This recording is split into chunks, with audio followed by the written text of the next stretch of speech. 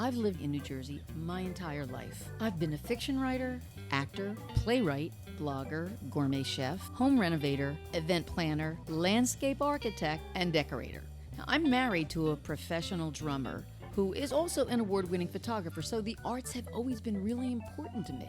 There are so many people in New Jersey that are involved in the arts, and I am planning to talk to all of them. Well, maybe not all of them, but a lot of them. And I'm inviting you to listen in. I'm Lucille Sapio, talking arts and culture, and this is Hazlitt Coffee Talk.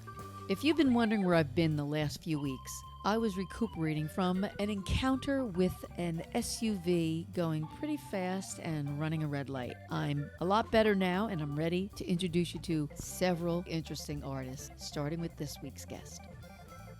I met Bridget Larson when Gary started playing with the Bayshore area band Madison Avenue. This is the band Bridget fronts, but she's also a songwriter, a singing instructor, a musician who plays several instruments, and of course, an incredible singer.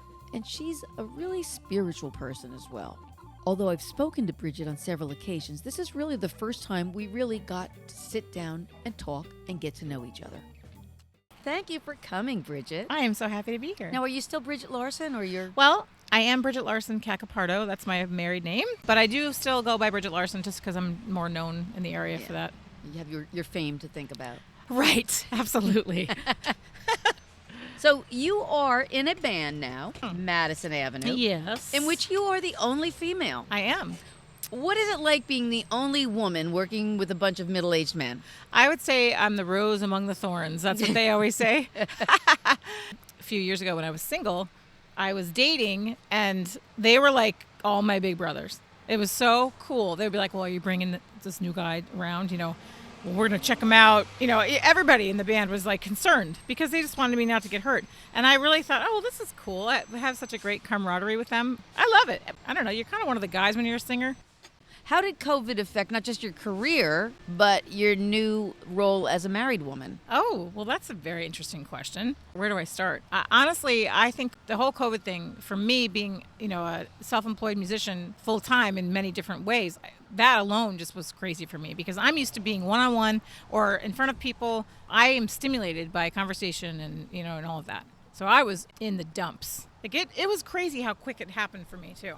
I remember I would just think, okay, well, what am I going to do? Like I didn't realize the impact that relating with other people has on me on a regular basis. Yeah. And then the lack of that just really did. And it was funny because my husband works in the food industry, so he had to work. When we first dated, we were out in the deck one time and he said, oh, you're cold, let me get you a sweatshirt. So he got me this sweatshirt and it was big and cozy and whatever. Well, I'm telling you, he would come home every day and I'm in that sweatshirt. And eventually he's like, baby, are you ever going to take that sweatshirt off? I'm like, yeah, I take it off at night. Like, just leave me alone. He got to see that part of me that I didn't even know was in there. Yeah. It was sort of a vulnerable time for me. It's unusual to be in that vulnerable of a position in the very first year of your marriage. I found that I was so busy, I was like, I couldn't fit everything in I wanted to do. Yeah. And I would have like 5 projects going at once. That's great. And so, of course, I don't finish half of them. I mean, I did do a lot of that cleaning out stuff in the beginning. And then my husband would say to me, well, why aren't you writing music? Like, now you have all this time. Write music, concentrate on music. And I would say to him, but you don't understand. You have to have some sort of a impetus, some exactly. Motivation. There's got to be some inspiration, whether it's sad or happy. And then one day I remember thinking, he's so right. Like, just sit down and do something. And I ended up writing a lot of really kind of unique, cool songs that I'm happy with. And great. I'm never happy with anything I write. Most of the artists that I've been interviewing have had their creative life as a second career. But performing and teaching is really how you make your living, right? It really is, yep. And it wasn't always like that. I was in the corporate world for a long time. I was in sales. Oh. So I traveled a lot, and I loved people. What did you sell? I sold flavors. It just wasn't me because first of all, I don't really like to put chemicals in my food, and a lot of it felt like that. I kept thinking, well, I'm not honoring myself if I'm going against what I believe, Right. That was part of it. But I was miserable. I ended up finally just making it official. Like I just quit everything. It was through a long process, Sure. Of course, a long journey. So then I started teaching. I have my own teaching studio where I teach voice, piano, guitar, and ukulele, and sometimes songwriting, depending on the situation. And then, I'm in a lot of different bands. I do my own thing solo and trio and duo with my husband and, of course, Madison Avenue. And then I also work for a church. So I do music for a church, which I've done for years, which I did a lot of music ministry over the years. So it's been a huge blessing. Do you teach violin? I don't. Because Why, do you I wanna bought take it? myself a violin, Really? and I was trying to teach myself, but it's like really hard. I know, because I bought myself one too with the intention of getting somebody to teach me. Yeah, and the thing was, when you have nails, you really can't play the violin with No, nails. no, You know. sorry, those are going to have to come No, off. yeah. I love teaching. I never thought I would like it, and somebody recommended that I do it, and I said, well, I don't know what I'm doing, and then it was funny because I kind of got in a situation where I had to, and it really upped my game. And I didn't realize, just I think it's like anything else in life, I didn't realize how much I knew until I had to teach it or discuss it. And it was super fun to help people with their craft. It's just cool when you know something that's going to help them and then you see it work instantly. That's what I love about teaching. And I also learned everybody's so different the way they learn, you know? And I remember when I was taking piano lessons when I was a little kid, that teacher couldn't care less about the way I learned. She just wanted to teach me what she normally does and sit there and take her money. I'm not trying to say she was a horrible person, but she just didn't take the time. And I quit. So I like to try to figure that out, because then you can really help somebody, and people can be amazing if they get the right tools. Yeah, and that's it. And I really like teaching too, because like you figure out the person, and then you just find like what is it that's going to incentivize them, hook onto that one thing, and they're like, and all of a sudden you see the light. And when you're talking about music, particularly voice, in my experience, it's very, very personal, because your instrument is literally your body. Yeah. And there's so much that goes into it as far as your ego, and you're second guessing everything, and so it's kind of amazing. Like a lot of my older people, especially, who come to me, we end up having like a therapy session half the time, because they're crying and they're, and I always tell them, like, this is your self-discovery, and there's no wrong until, I always encourage people just to like release everything. I'm your helper, not your critic. Right, exactly. I mean, I'm going to assess and try to figure out how to help you, but it's just fun because you have to let your guard down. So, of course, I have heard you sing many times since Gary plays drums in Madison Avenue, Yes, but love I Gary. know that rock and roll isn't the only music that you sing. No. You have a huge investment in Christian music. Yes. Tell me about your album. It was in 2010 I put out an album. It was a labor of love, I tell you. Worked really, really hard on it. But it did get some critical acclaim, which was nice. It did win an award, which was amazing. People's Choice Award for Independent Music Awards.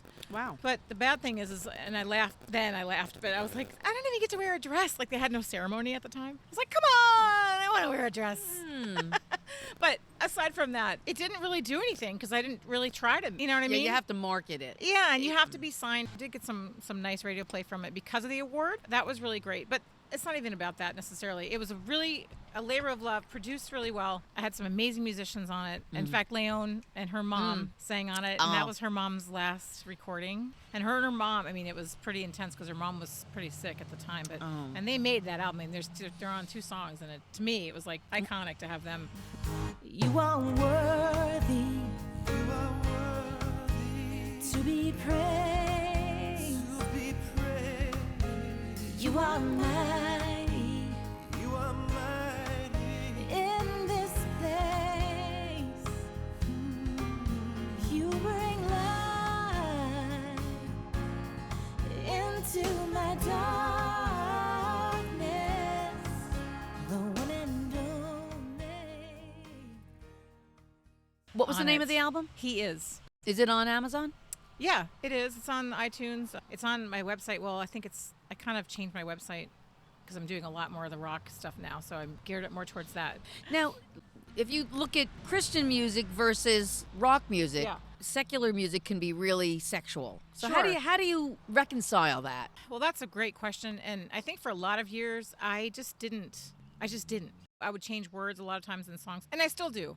Like, I love Alanis Morissette. I love doing some of her songs, but some of the words she says, I'm not saying them, just because. I'm just not. It's not that I won't say them in private, or I won't say them when I'm in my car or whatever, but I just don't want to, I don't know. Some of those things I still don't reconcile. But I think, unfortunately, this is probably a whole different topic, but the Christian market of music, it's actually pretty broad too. They have a lot of hard rock, heavy rock, and it's all, positive spin usually, and also heavy spiritually and all of that. But I think, unfortunately, in that whole realm, and I'm not talking about God, I'm talking about the church, can just absolutely be so narrow-minded. And I think that sexuality, as you're specifically talking about that because of music, is God-given. I mean, there's a whole book in the Bible written about it. And they shame it, unfortunately, as a whole. I mean, I've learned so much in the last 5 or 6 years about some things that I was taught that I don't necessarily think are 100% what it was meant to be taught. Right. And I don't think it's intentional. I don't think people, in this age, And I think it's sad. I've never felt more alive than when I fell in love with my husband and had sex with him. And I just said that on here. But,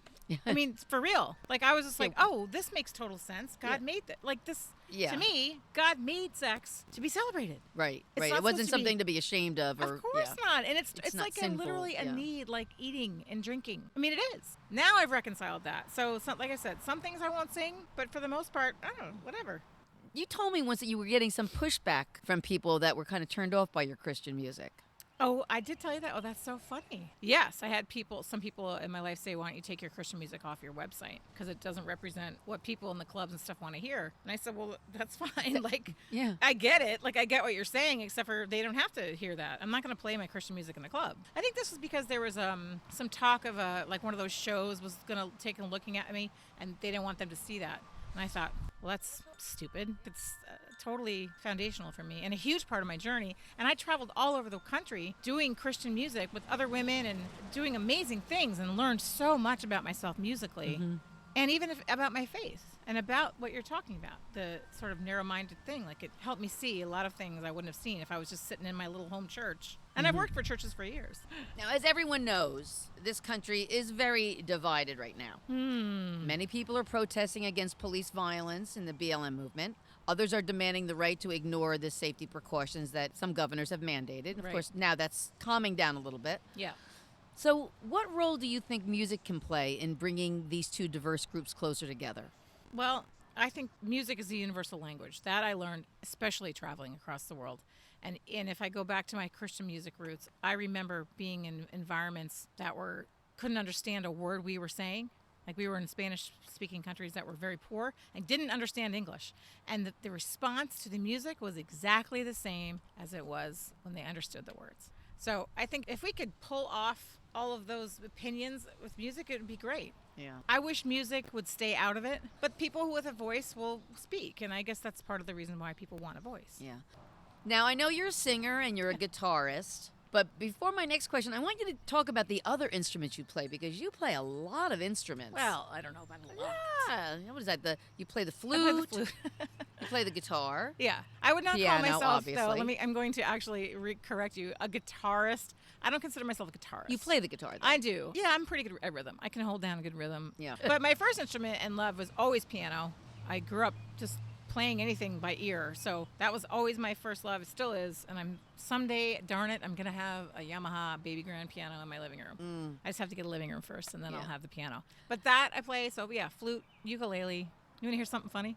A friend of mine goes, "Hey, listen, I got you a gig as a ukulele player at a wedding," and I go, "Well, I don't play ukulele." He goes, "Nah, that's okay. You'll figure it out." Hey, and I think to myself, well, that's confidence he has in me. You know, and I was like, yeah, okay, you're right. So I book a gig. Can't play a note on the ukulele, right? Get a ukulele. I learned 7 or 8 songs on the ukulele, and now I teach it. Isn't that great? So it's really not that many. I mean, I guess that's it. But you can't play the violin. I can't play the darn violin. Damn it. I wish you could, so you could teach me how to play the know. violin. So because you play these different instruments, you really have the unique advantage of being able to perform on your own without needing another artist to back you up. Of course, like as a drummer, Gary is pretty limited in the number of gigs that he can play on his own. Yeah, for sure. You know, like you can only do so many drum solos before people start throwing things at you. How much of the work that you do is solo, and how much of it is a collaboration? Oh, gosh. I would probably say half is probably solo. Because I'll do things like nursing homes and things like that too, you know, weddings, ceremony music, funerals. That's always just me and a piano usually. And then, like I said before, I do have my husband play with me. He plays bass. Yeah, and he loves to play, and he's learning so much. He's very teachable. So it's cool because it's great to do it together. So you've done a lot of traveling. Yeah. Tell me a little bit about that. With the Christian ministry, I used to travel with a woman. She had a ministry to teach Christian people about the Muslim religion so they weren't so afraid. I met up with her in 2004, and we traveled to Mexico. We traveled with the Voice of the Martyrs. It's an organization that gives a voice to the martyrs. And she would teach, and I would do the music. And so that was one of the instances where I was talking about music I saw have the same impact as people who couldn't even speak our language. It was just amazing to me, transformative for me, too. Mm-hmm. We were out west for 3-4 weeks at a time, just traveling from church to church and just teaching people not to be afraid and to love people. It was a beautiful message, just to love each other and not be so crazy, you know. And then another thing was that the Christian ministry I was with other women. It was called the Christian Divas, and I always hated the name. I'm like, okay, really? But it meant divinely inspired, victorious artists. That's what it stood for. It was 3 or 4 women at a time, and we would go out, and we all had different stories. Just sharing with women love to talk. And when you share your experiences and your heartaches and your joys and your triumphs together from all different walks of life, there's healing. Mm-hmm. That's just the way it is. So it was kind of wonderful because we'd have 3 or 4 different people and so different styles of music, so different journeys. And we had a great time. It was amazing. I loved it.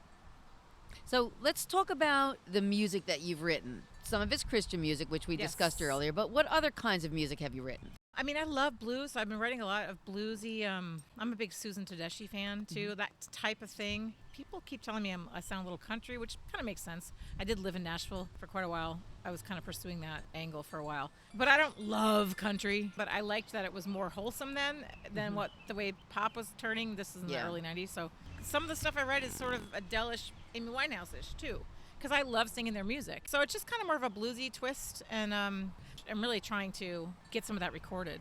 You know what's funny, though? One song I love to sing is Stormy Weather. There's an old, right? I just do whatever version I do, and I love singing that song. I don't know why. Drugs and alcohol really can drag people down, and it's a lot of it is because of the venues that they play in and the people that hang around them. People that drink a lot and do a lot of drugs like to go to clubs too. So how do you avoid getting dragged down by these elements?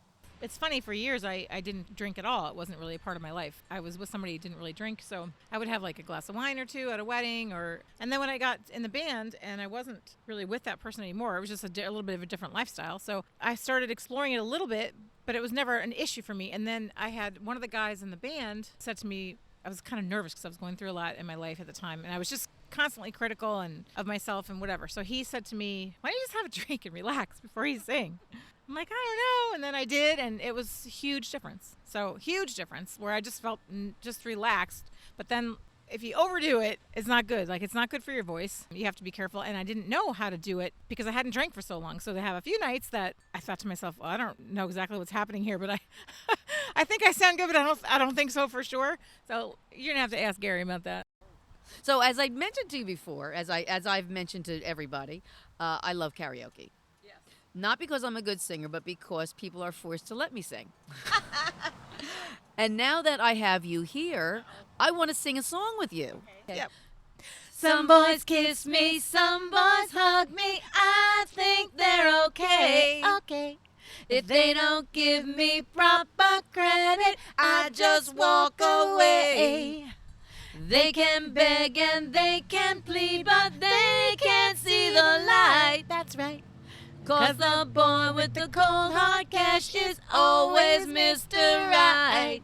'Cause we are living in a material world, and I am a material girl. You know that we are living in a material world, and I am a material girl.